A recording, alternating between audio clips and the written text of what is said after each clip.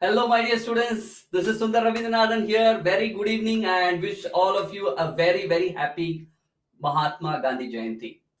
So, quickly, one very quick check. Is everyone able to see me and hear me, guys? Can you please, type on chat?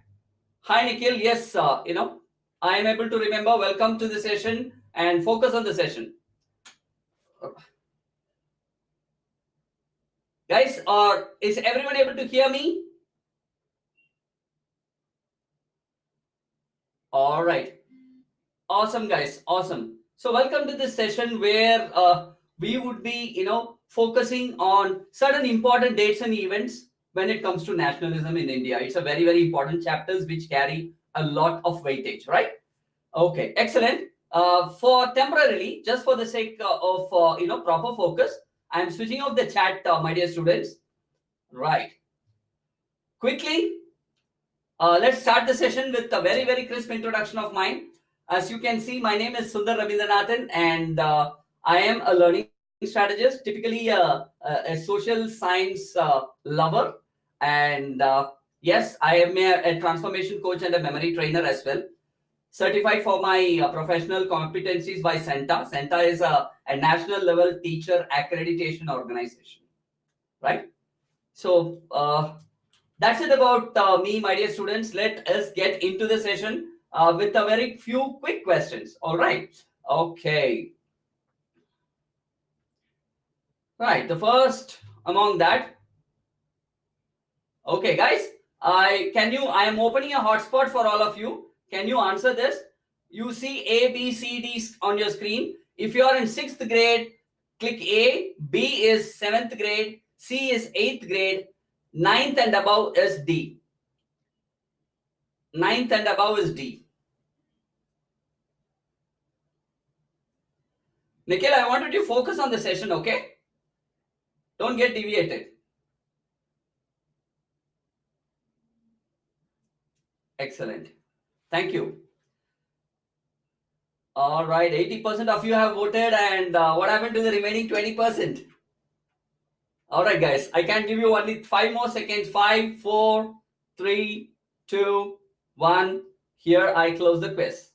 Thank you so much. I see that majority of you, surprisingly, around 20% of you are 6th grade and below, and few are in 7th and 8th, and a big chunk, 70% plus is 9th grade and above.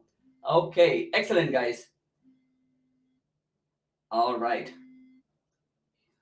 Let me end the quiz. My dear student, this is also important for me to understand and pace my workshop. Help me understand how many of you have already attended my workshops. Quickly.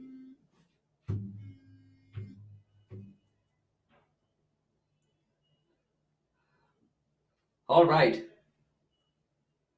Okay, as usual, another 5 more seconds. 5, 4, 3, 2, 1. Here I close. Thank you. Thank you so much. Most of you have not attended the workshop. So welcome, welcome. Hope we have an amazing time today and let this relationship flourish for the time to come. All right, let's get into the session. Okay, what do we have in store? What to expect from this session?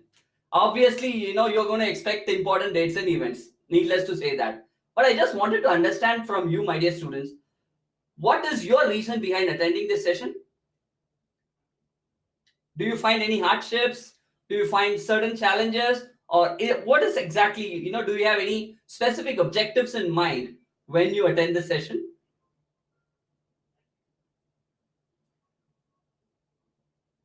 Okay. Fun study, revision. Thank you, Nirmal. Okay, board for boards. Okay, KSD. This is not nationalism in Europe. This is nationalism in India. Okay. Capture something new. Awesome. All right. Now, moving on to this very, very important thing. I'm going to make it very crisp. It might not be a very lengthy, session. However, before I get into the nationalism part, let me tell you what are we going to cover today. Number one, we will cover what is nationalism, what are the most important dates and events, of course. All right. I will take you through a visual tour of that, because when it comes to social science, what matters is the storytelling, how we take the session. We call it as storytelling. You should be able to run a movie inside as you listen to it. Okay. Okay, Arya, why do you need that? Focus on the session. All right. I'm 45. Okay. Then after I give you guys all the important dates and events, I will also help you with how to remember them. Because many a times you would be able to learn the dates and events. What is the hard part is remembering them. So I will help you on that as well. Okay. That's how I am all the time, Arya. Okay. Right. Now, what is nationalism, my dear students? What is nationalism? Can some of you answer? This cannot be answered through a quiz, I know that.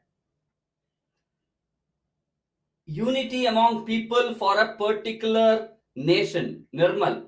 Well tried, Nirmal. I really appreciate your answer. Feeling of self belonging. Okay. Half of it, you got it right, Shivi. Feeling of love and pride for the country. Excellent, guys. Excellent. Feeling of common identity. Feeling of patriotism. Well put. Well put. Identification of one's interest, common. Okay.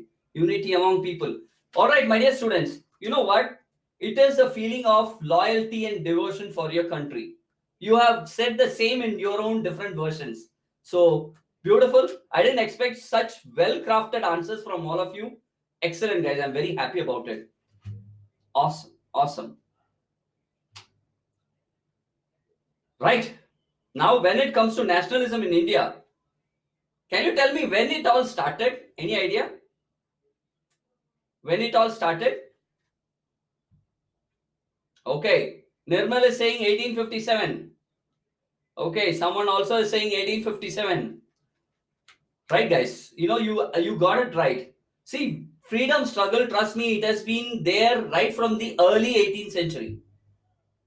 Early 18th century. However, after the revolt of 1857, people started looking or eyeing for freedom as a country. Okay, this is where it all started. Now, however, people did not know which route to take, what direction to go, how can we unite everyone and move in a single direction. People had least clue about it until something happened. What happened? Any idea?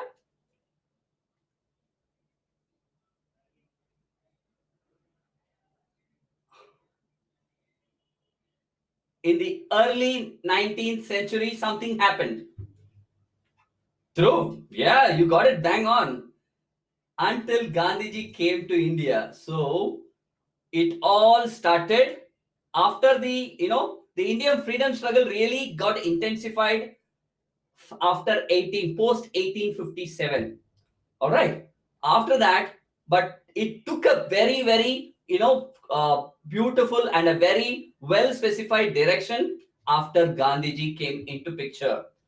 We all know that Gandhiji achieved something amazing in South Africa through the struggle, what we call as Satyagraha. Correct?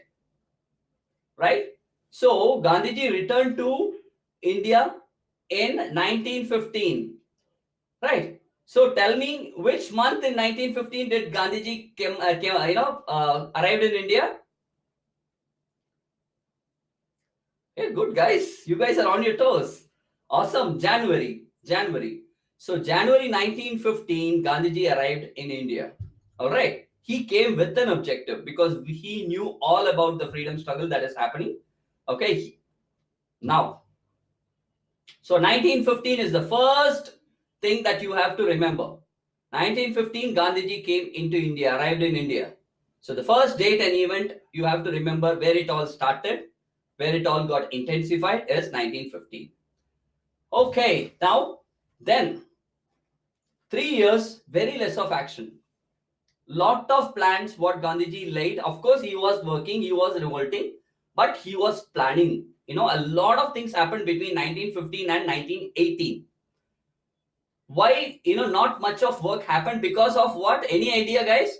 What is the reason why after 1915 only in 1919 everything got intensified? What was the gap? I'm fine, Sanket. What was the gap? Why was the gap? Beautiful, Nikhil. Bang on. World War One, guys. When World War One started, everything took a different direction. People weren't able to revolt because the war was happening so badly. Okay, so once it got ended in 1918, what happened was, my dear students, I want you to listen to this very carefully. 1918, after the World War ended, all right, everything was so chaotic. People were looking at, will I, how will my life be now? Will my life become better? Okay, because so much of expenses for warfare happened, and so because of which country has to levy a lot of taxes. Lot of taxes were levied. Okay, and people were finding it so difficult to lead their lives itself. Okay, and then apart from that, forcefully people were recruited into the army. Forcefully people were recruited into the army, right? And this is the reason why people really started agitating. They started getting a feeling of struggle, freedom struggle. And that's when in 1919 something called a Rowlatt Act was imposed, because the Britishers found we started fighting for our freedom. The moment we did that, all right, between 1918 and 1919, guys, one more thing happened. What was that? 1918 and 1919, because of the war, as a result of that, so much of scarcity for food and lot of epidemic. You wouldn't believe, my dear students, approximately how many people died, in that, as a result of the epidemic. How many people died? 1.2 to 1.3 crore of people. 12 to 13 million people died in that. Okay, this is when it all started taking a boom. The freedom struggle started taking a boom in 1919, because when we started fighting for freedom, okay, Rowlatt Act was imposed. Rowlatt Act. What is the Rowlatt Act? Any idea?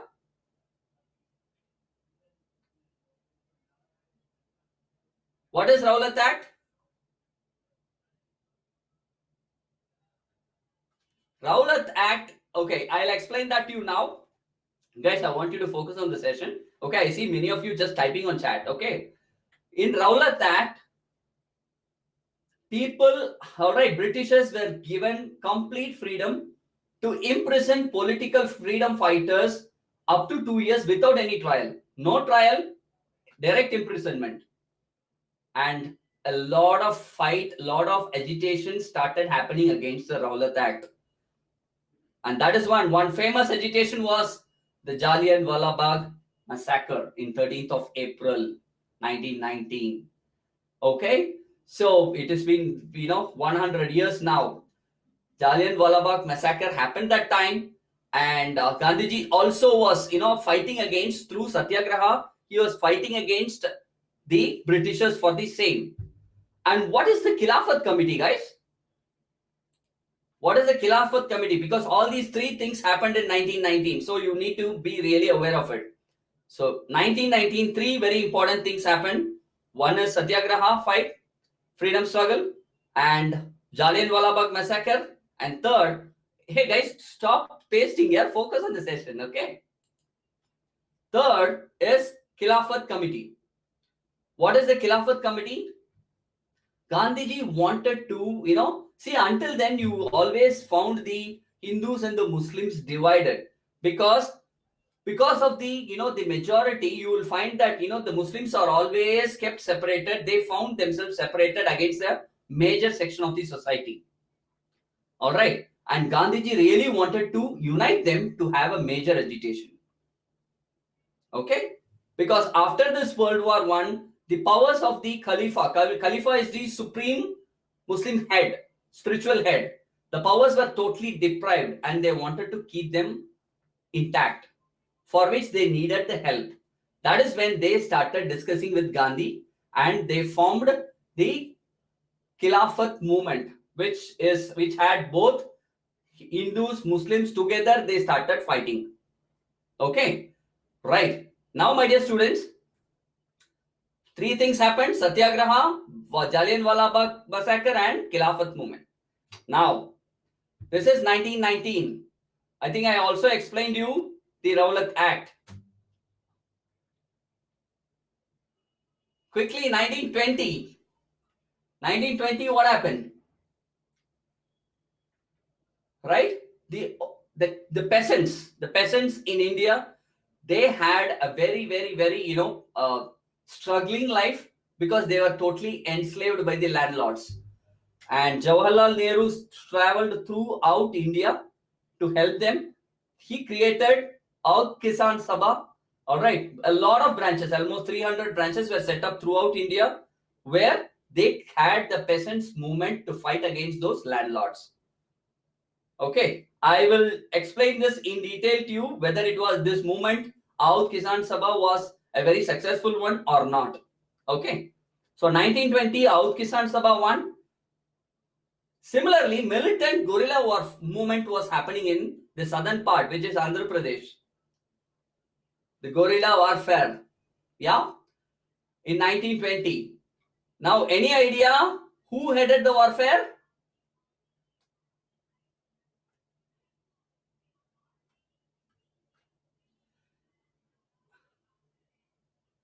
Yeah, guys, any idea who headed the warfare? Exactly. Alluri Sitaram Raju. He was the one who headed the warfare, my dear students.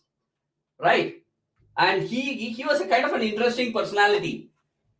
He said, I have special powers. I can even withstand bullets of Britishers. Okay.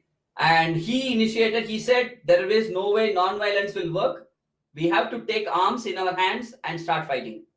And he initiated the militant guerrilla warfare there. Okay, so 1920 Aut Kisan Sabha, militant guerrilla warfare, and again in December, Gandhi was speaking, convincing the Congress for starting the non-cooperation movement. Initially, Congress, did not agree, but after some 3-4 months of persuasion, Gandhiji convinced the Congress for starting the non-cooperation movement. He said, by non-cooperating, we would be able to achieve freedom. Right. So 1920, these three things happened, right? Aut Kisan Sabha, guerrilla warfare, and non-cooperation movement. Done. 3. Are you clear with 1920 now? Okay. So who led the militant guerrilla movement? I think I asked this already. Let's see quickly. Dhruv. No, General Dyer. General Dyer is for Jallianwala Bagh. Alluri Sitaram Raju. Okay. And now 1921, as I said, Gandhi really wanted an opportunity to unite the Hindus and Muslims, right? So the Khilafat committee, which was formed, they started a movement of non-cooperation, uniting with the Hindus in 1921. Okay, so the Khilafat movement and non-cooperation, it joined hands. They started fighting against the Britishers. Then one very important thing is in Jan 1921, when the peasants, as I said, the peasants were enslaved, by the landlords. When they were fighting against the landlords, the police started firing against them, and so many of them died. So you have to remember this: Jan 1921, the firing at Raebareli. Raebareli is whose constituency? Whose constituency is Raebareli, guys?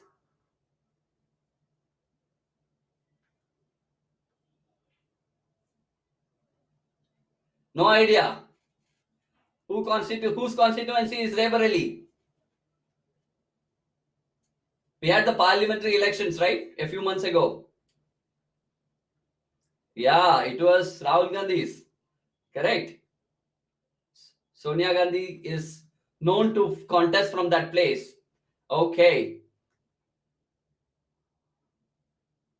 1922. Okay. You have to remember 1922 for this one thing. It's called the Chauri Shura Massacre.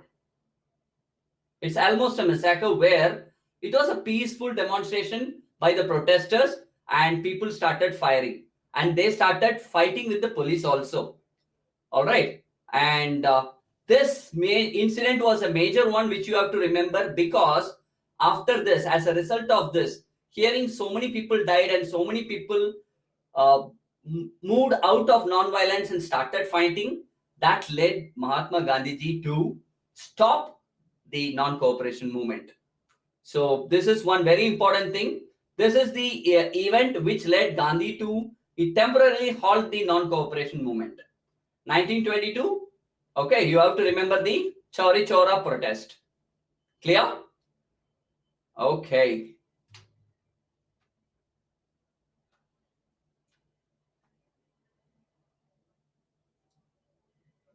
All right.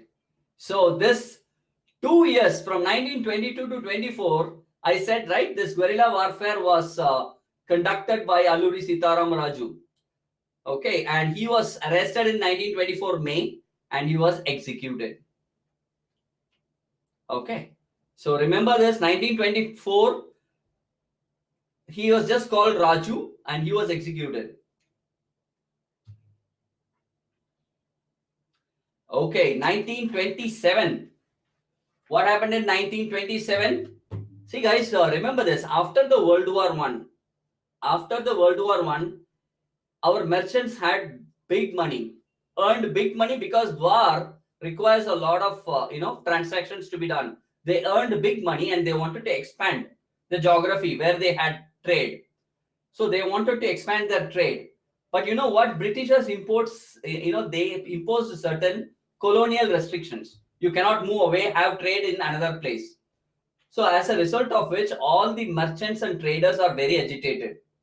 And they discussed and formed this particular federation, which we call Fixie. The Fixie is still existing, more than 100 years old. It's still more than 90 years old and it's still existing. Okay, so Fixie is Federation of Indian Chamber of Commerce and Industry, and primarily this was, what these guys did, they wanted to go to different places and start trading, right? So they found that the only way to do that is participate in the non-cooperation movement.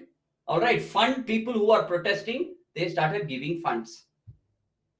Please remember, 1927 Fixie was established, all right, by the merchants, etc. And very renowned people, Takudam Das, a lot of them were there who were leading this. So 1927 Fixie, clear?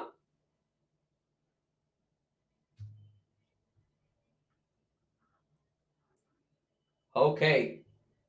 I think I told you when and why. I already told you guys. Okay, my dear students, 1928.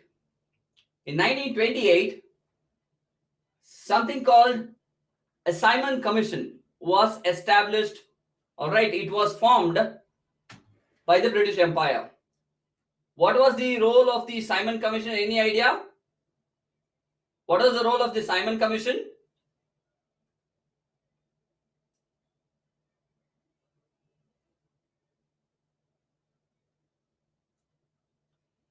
They wanted to look at the constitution, all right, and create reform, necessary changes. But can you tell me, why people started protesting against the Simon Commission? Because there was not even a single representative of India in that. So 1928, you have to remember Simon Commission. I will tell you how to remember. However, just for now, keep it in your mind that in 1928, the Go Back Simon movement was started to oppose the Simon Commission, which did not have even a single Indian representative. Okay. Right. Now, Lala Lajpat Rai, while protesting in the Go Back Simon movement, he lost his life. Okay. So what is the proposed function? To initiate constitutional reforms. To analyze and initiate constitutional reform. 1928. Clear? Okay, 1929. People started, by this time, people started feeling that we are going to get freedom. And they said that, Britishers gave different options where, all right, they will say that we will not give you the complete freedom. One second. We will not give you the complete freedom, all right, for which people started fighting and initiated something called Purna Swaraj. Purna Swaraj is complete freedom. We said you need to move out of India. We want complete independence from our end. So the Lahore Congress, it was a meeting. I have pasted the photograph as you can see. In December 1929, the Lahore Congress formally initiated something called Purna Swaraj. Purna Swaraj is where we wanted the entire Britishers out of India.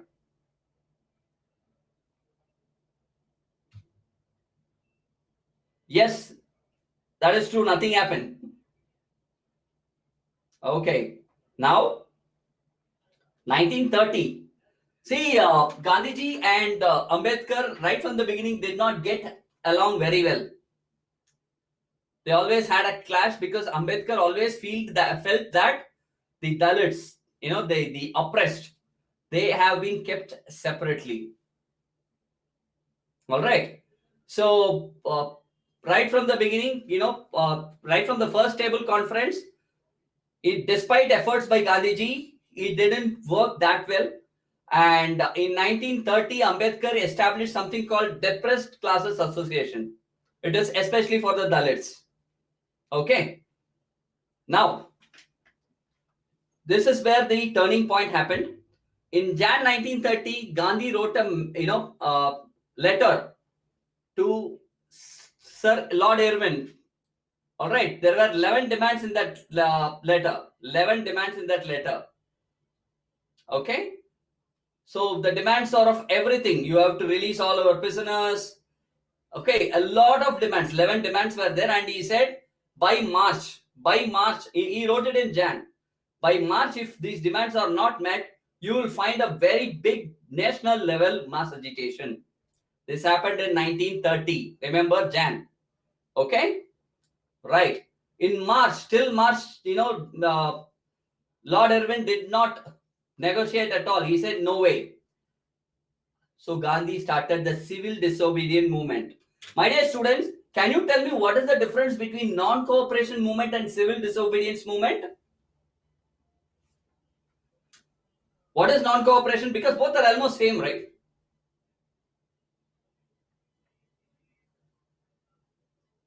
Non-cooperation is just, not accepting whatever they are asking. All right. Non-cooperation is not using what they wanted, etc. But civil disobedience is going against their laws. Like, for example, salt march. It is totally against their law on salt, the tax law on salt. So civil disobedience movement is all about, apart from non-cooperation, you will also be against the laws. You will start acting against the laws. Are you clear? So in 1933, things, establishment of Depressed Classes Association, Gandhi's letter to Lord Irwin, and in March, Gandhi started the Salt March. Clear? Right, guys. Now, 1931, Gandhi ended the civil disobedience movement. Any reason why? Gandhi ended the civil disobedience movement in 1931. It is because he found that, people were, the movement did not go the way he, expected it to.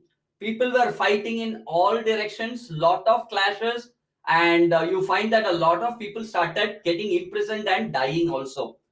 And he ended the civil disobedience movement in 1931. because of our own people. Okay. And remember one very important thing, the non-cooperation movement, people did not initially agree. But we know what Gandhi said? Britishers invaded us because we cooperated with them to invade. So when on the reverse, when we start non-cooperating, invasion will go away, they will go away from India. This was their plan. Okay. So that is the reason, Gandhi started everything through non-cooperation, the entire satyagraha, the mass agitation, everything was on those lines. The more you non-cooperate, the more people will get frustrated and move away. Yep. Cool. Now, Gandhi-Irwin Pact. As I said, Gandhi initially wrote a letter. Lord Irwin did not agree, and Gandhi started civil disobedience movement. That is the Salt March initially. But after that, you know what happened? Most of the people got imprisoned. Right? His very loyal disciple, along with Jawaharlal Nehru, was also imprisoned, and Gandhi didn't know what to do. He had very deeper talks with Lord Irwin. Lord Irwin was, though he had, differences in opinion, he was a genuine human. He started discussing with Gandhi on a very, very lengthier term. The discussion went for almost 24 hours. Almost 8 meetings for 24 hours with Lord, Irwin happened. All right. And then Gandhi found that Irwin is a sincere guy who is also, who might also come his way. So that is when they agreed on a pact where Gandhi said, we will temporarily withdraw the movement that we are doing for freedom struggle. And Irwin also said, we will release the prisoners. All right, the tax on salt will not be there. Like this, several clauses in the pact were signed. And this happened in March 1931. Okay. Right, guys. Now, can you tell me how many, let me open the chat, how many roundtable conferences were there?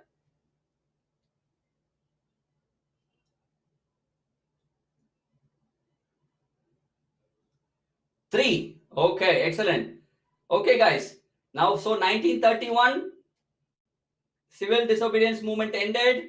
Gandhi-Irwin Pact signed. Second roundtable conference. These 3 things you have to remember. Now, who is the leader who attended all the 3 roundtable conference? Who is the famous leader who attended all the 3 roundtable conferences? Gandhi? No. Gandhi attended only one. Asmit, you got it right. It was Baba Saheb Ambedkar. He attended all the 3 roundtable conferences. He was so particular that he wanted, the Dalits to get uplifted in the society. Excellent, guys. Okay, as someone said, once he came back, Gandhi relaunched, all right, the civil disobedience movement. Why did he relaunch? When he ended, he found one thing. Indians did not know. He found that they did not know how to run this movement. They have to be trained on that. They started acting violently when these struggles and fights happened. So he relaunched the civil disobedience movement in 1932, this time on a very, very massive scale. All right. Now, this is where with Ambedkar, a lot of discussions happened, and Ambedkar and Gandhi together signed the most famous September 1932 Pune Pact. All right. The Pune Pact typically asks or allows all Dalits to get all rights, provincial rights to participate in the electorate, but they have to get voted through a general electorate. Initially, Ambedkar always said that we need a separate electoral system for Dalits. With Gandhi said it is against. Then India will get divided. We don't want to do that. After discussions, the famous Pune Pact got signed where both Ambedkar and Gandhi agreed and signed the pact, and they said that All right. They will have the general electoral system, but they will also get provincial rights to participate. Okay. Right, guys. Now we are getting towards the interesting. After which I'm going to tell you what are the techniques which you can use to remember all these things. All right. So 1935, the Government of India Act was established. The Britishers said that yeah, you can have certain liberty. All right. However, it is more of a they wanted to remove the diarchy. Diarchy means two people ruling, two-way government. They said we will remove it. However, we will be there, which did not get through. Government of India Act 1935. Guys, can you tell me Government of India Act 1935, was it accepted or was it opposed?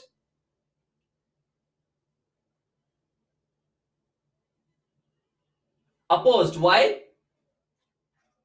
Why?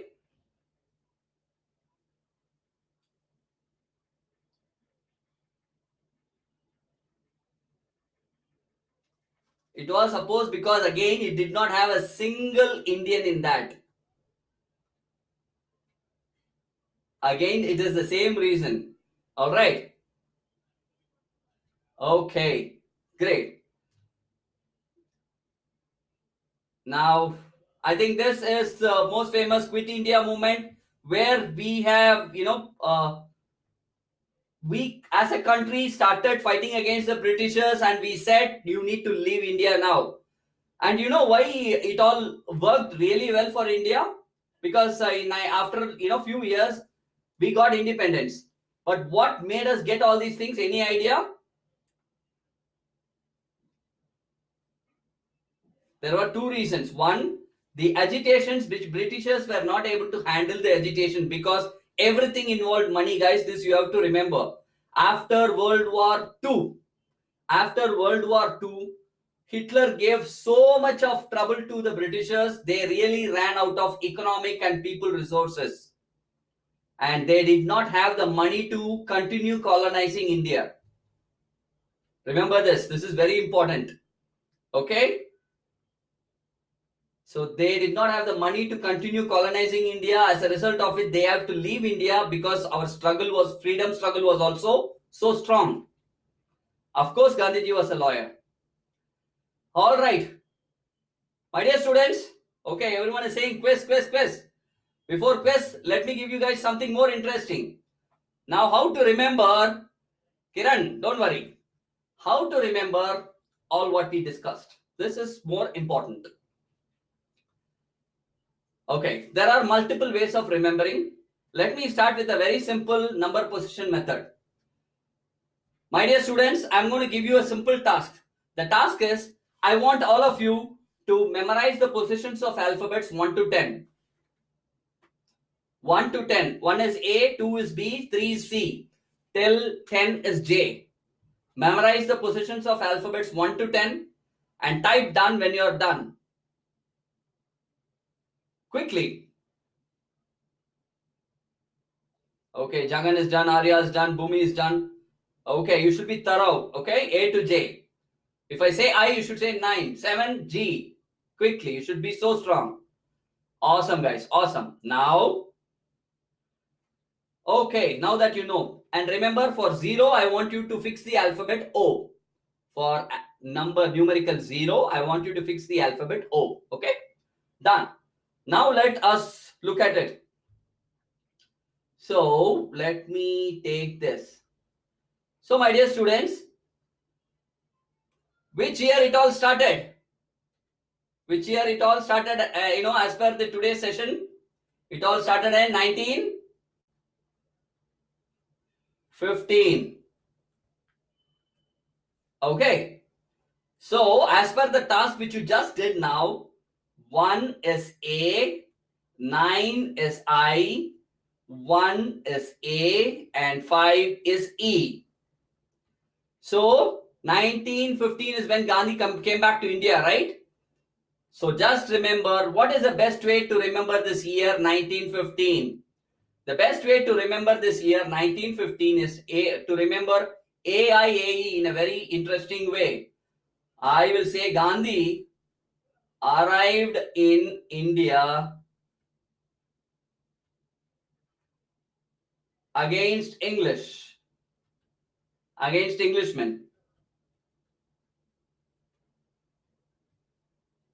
So Gandhi arrived in India to fight against Englishmen. So AIAE, are you getting it? AIAE. So if you want to remember 1915, you just need to remember arrived in India against Englishmen. Got it? It's a simple way to remember any year. Wow. Yeah. Great. Now let us move forward. Let's look at, say, another 1919. 1919. I am clearing this. 1919. Right? So, what happened in 1919, guys?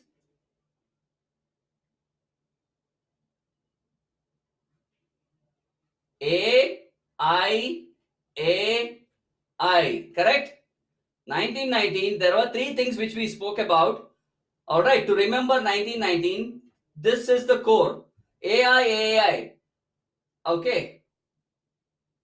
Anti-Indian Act imposed. Anti-Indian Act imposed. Got it? So that way you get AIAI. My dear students, are you getting me? Right. So this way you would be able to remember many dates very easily. Okay. The task is very simple. A to J, just memorize the positions of alphabet. Job done.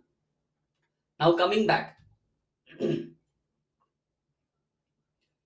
Okay.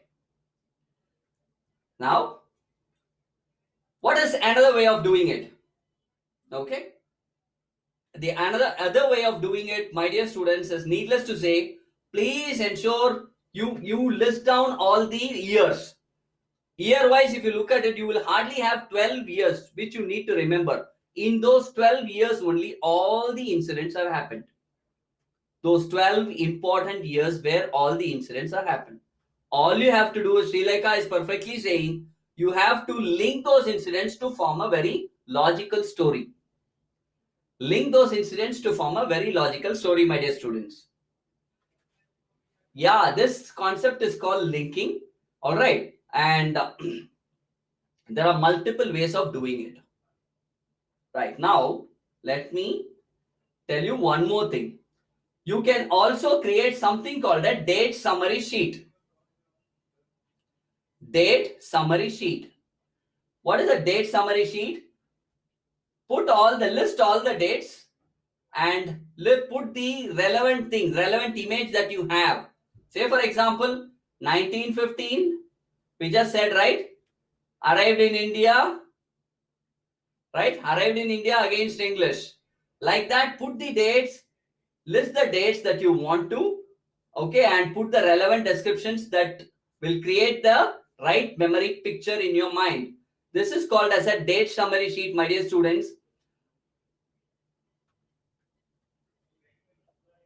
Create a date summary sheet.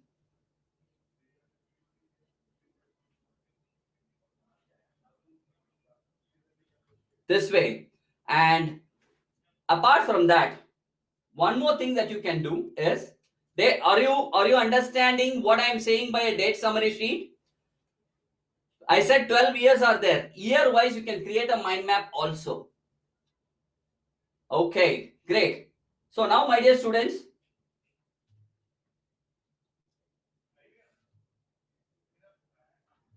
all right, let me tell you, Vedantu has launched. How many of you Just help me understand this. How many of you are currently studying with Vedantu?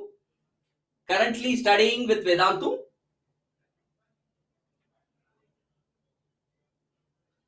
Guys, can you answer quickly? You see,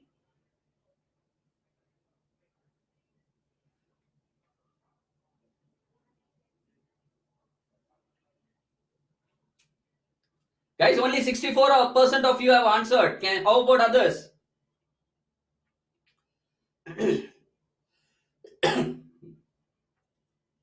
Last 10 seconds, quickly, guys, make it fast.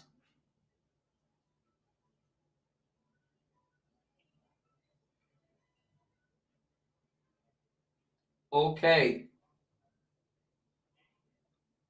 5, 4, 3, 2, and 1. Here I close the poll.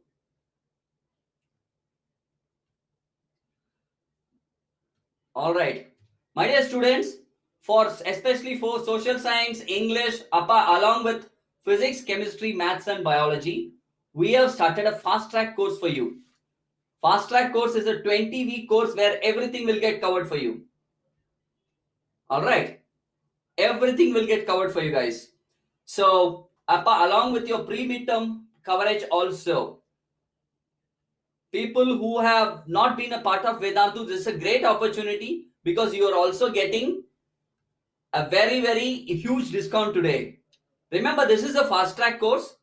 Every week you will have 12 online interactive sessions. It's a 20-week course which will help you cover the entire syllabus for all the 6 subjects. And pre-midterm is totally covered. Whatever it is done till now, that is also totally covered. And you will have an exclusive academic coach to help you. A dedicated coach. And doubt solving, unlimited doubt solving, my dear students. This is also a very important opportunity for you to make use of it. Okay? The course starts on 7th of October and every day, Monday to Saturday between 7 to 10. Lovely examples, analogies, practical applications of whatever you're learning will be shared with you. And interesting ways to remember. I will also be coming in to give you learning strategies, memory tips inside that. See, this is a great opportunity to learn from some of the best in the country, guys. Okay? Today, since you are a part of this session, almost a 50% discount, guys. 50% discount. And this is the code for it. Please note down the code, my dear students. vdnt.in/8ic18. Make use of this. It's a great opportunity to study from some of the best teachers, and I'll give you obviously memory tips, learning strategies, all right, and revision techniques throughout. Make note of it.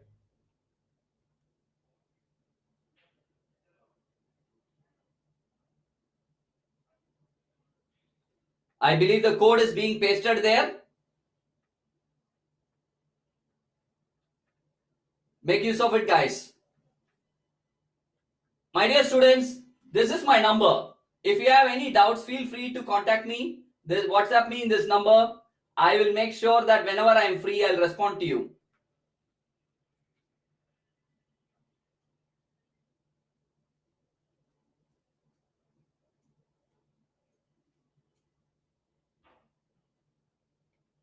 All right. If you have some doubts, I'll try my best to respond, answer. But if it is in some other subject which is not my stream, I'll put you or get the information done for you. Don't worry. Shivi, please ping on WhatsApp, ma.